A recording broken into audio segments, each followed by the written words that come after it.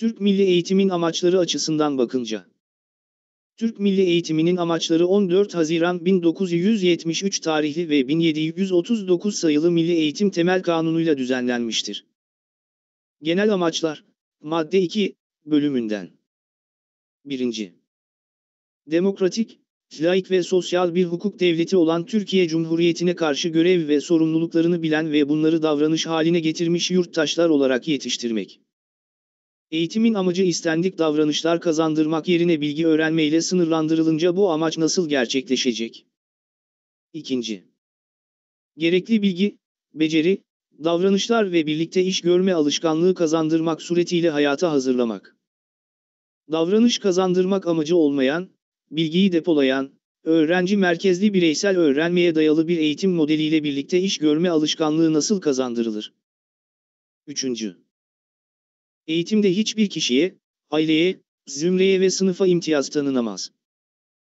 Talep varsa ders var mantığı ile yola çıkılan bir sistemde parası olmadığı için talepte bulunamayan çocuklar ne olacak?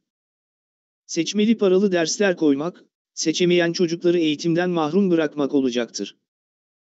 Bu, parası olan çocukların daha iyi eğitim alma imtiyazına sahip olduğu anlamına gelir. Toplumda çatlama ve çatışma, eğitimsiz yığınlar ve kendini eğitilmiş ayrıcalıklı bulanların diğerleri üzerinde egemenlik kurmaları sonucunu yaratır. Bu durum, bir maddede sözü edilen demokrasiye ve sosyal hukuk devletine olan inancı sarsar, insanları demokrasi dışı arayışlara yöneltir. 4.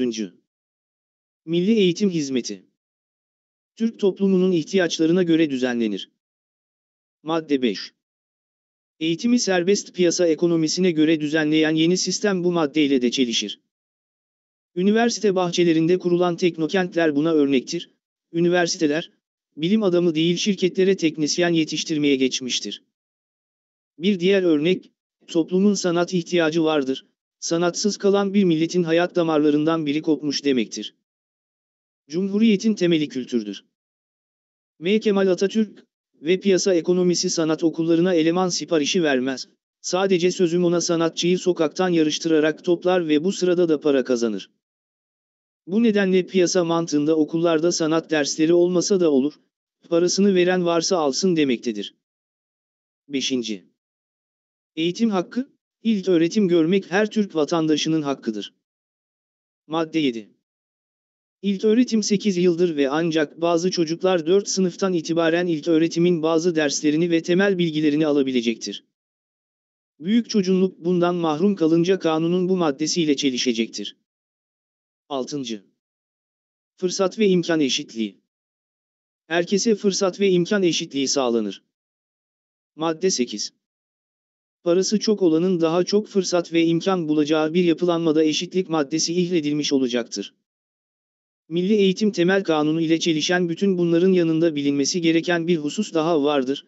Eğitimin özelleştirilmesi demek olan okulların yerel yönetimlere devri er geç gündeme yeniden getirilecektir. Yapılmakta olan tüm değişikliklerin tam olarak uygulanabilmesi için okulların yerel yönetimlere devredilmesi gerekecek ve bu doğrultuda bir yasa değişikliğine gitmek zorunda kalınacaktır. İşte o zaman gerçekten ulusal eğitim parçalanacak, eğitimde birlik ortadan kalkacaktır. Yapılmakta olan yönetmelik ve müfredat değişiklikleri eğitimin yerel yönetimlere devredilmesinin öncesinde bitirilmesi istenen işlerdir. Bu nedenle söz konusu yasanın tamamen iptal edilmesi ulusal bir görev olarak önümüzdedir.